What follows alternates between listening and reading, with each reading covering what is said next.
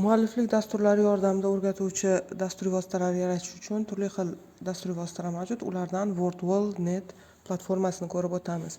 Bu platforma umumiy ko'rinishi quyidagilardan iborat. Bir nechta turdagi shablonlardan foydalanish mumkin. Buning uchun birinchi navbatda ro'yxatdan o'tishimiz zarur bo'ladi. Ro'yxatdan o'tish uchun elektron pochta yoki bo'lmasa Google akkaunt bilan ro'yxatdan o'tish mumkin.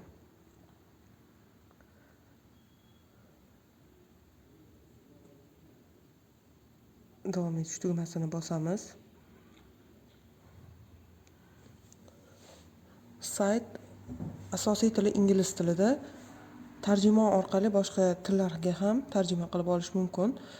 Masalan, bizda hozir o'zbek tiliga tarjima qilingan holati. Demak, bu yerdan turli xil variantlar, 12 ta ko'rinishdagi shablonlar taqdim etiladi. Bu darsga interaktivlik bag'ishlab beradi. Turli xil ko'rinishlarni tanlash orqali o'quvchilarni darsning turli qismlarida qiziqishlarini oshirish, bilimlarini mustahkamlash yoki takrorlash qismlarini amalga oshirish mumkin. Bu esa demak o'yin tariqasida bilimlarni sinash qismi. Savollar tuzamiz, test ko'rinishida kirgizib qo'yamiz bazasiga. Bu yerda mana savol yozdik. Savol yozganimizdan so'ng javoblar qismini ko'rib o'tamiz.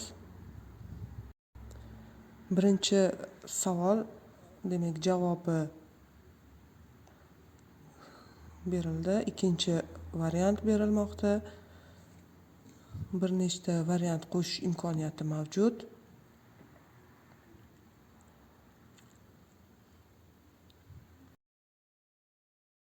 Va bu yerda to'g'ri javobni belgilab qo'yamiz. Xuddi shu tariqa bir nechta savollarni qo'shib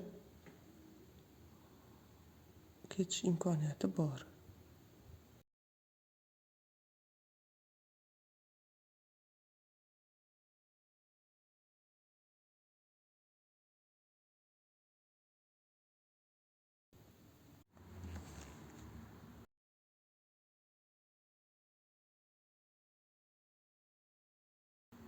Oddiy savollardan tashqari rasmlar qo'shish imkoniyati bor.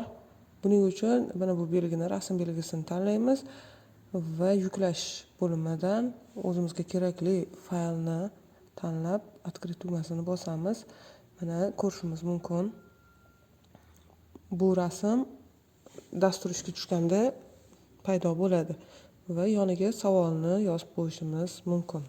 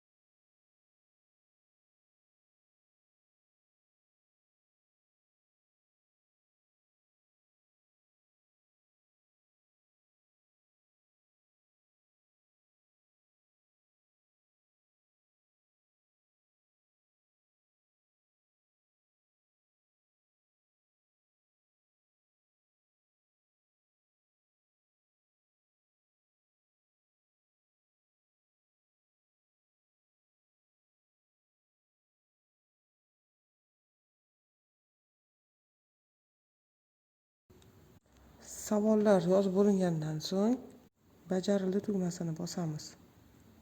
Ekranda vizual ko'rinishda demak paydo bo'ladi. Buning uchun start tugmasini bosamiz.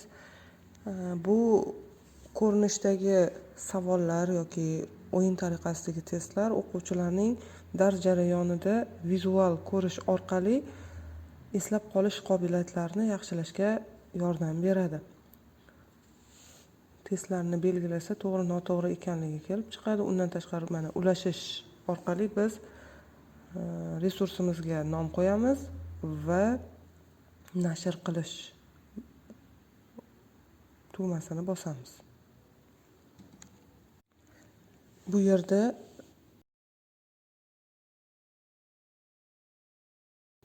havoladan nusxa olamiz va bajarildi tugmasini bosamiz. Bu ko'rinishdan boshqa bir ko'rinishlar ham mavjud. Mana vizual ko'rinishlar bir nechtasini ko'rib chiqamiz.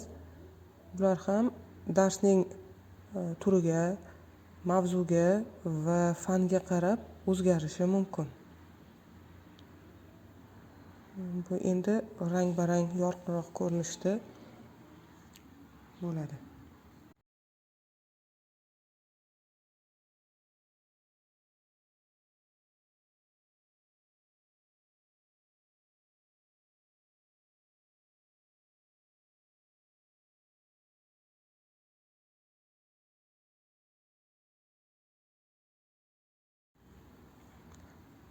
Ishlab bo'lingandan so'ng ekranda natijalarni ko'rish mumkin.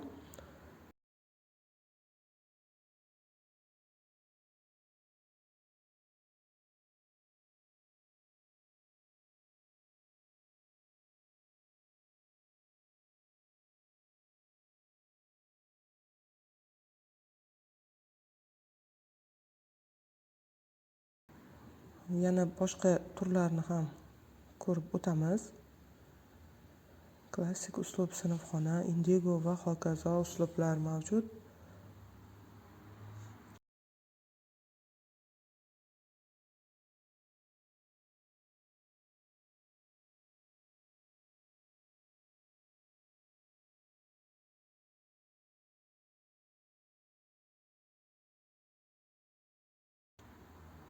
Bu yerda shablonni almashtirish imkoniyati ham taqdim etilgan. Boshida viktorina ko'rinishda, bundan tashqari vizual ko'rish va o'quvchilarda interaktiv xususiyatlarni namoyon qilish uchun qutini ochish, g'ildirakni aylantirish, moslikni topish, anagramma kabi shablonlar ham taqdim etiladi. Albatta biz yuqorida savollarni kiritib qo'yganligimiz sababli xuddi o'sha savollar uchun turli xil ko'rinishlarda interaktiv topshiriqlarni tayyorlash imkoniyati mavjud. Mana qutini oching. Har bir qutini ochganda to'g'ri javob uchun ball beriladi, noto'g'ri javob uchun demak noto'g'ri ekanligi ko'rsatib o'tiladi.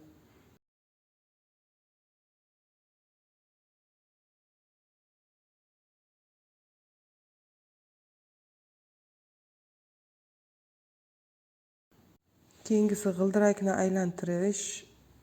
Bu yerda berilgan savol g'ildirakning sektorlariga o'tadi va spinit orqali g'ildirakni aylantirishimiz mumkin. Qaysidir bir sektor tushadi va shu sektorning ustiga bossak, orqasida savollar paydo bo'ladi.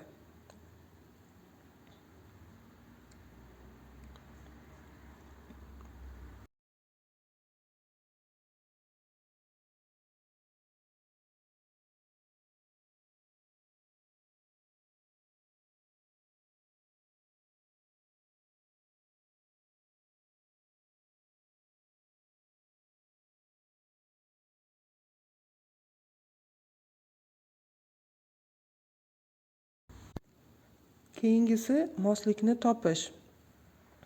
Start tugmasini bosamiz. Bu yerda biz bergan savollarimiz va to'g'ri deb belgilab qo'ygan javoblarimiz turibdi. Savollar yo'l-yo'laga o'tadi va ularga mos bo'lgan to'g'ri javoblarni topish orqali o'quvchi ball yig'ish imkoniyatiga ega bo'ladi. Har bir shablonni to'g'ridan to'g'ri ulashish, havolasidan nusxa olish orqali ulashish va onlayn tarzda ushbu saytda ishlash mumkin.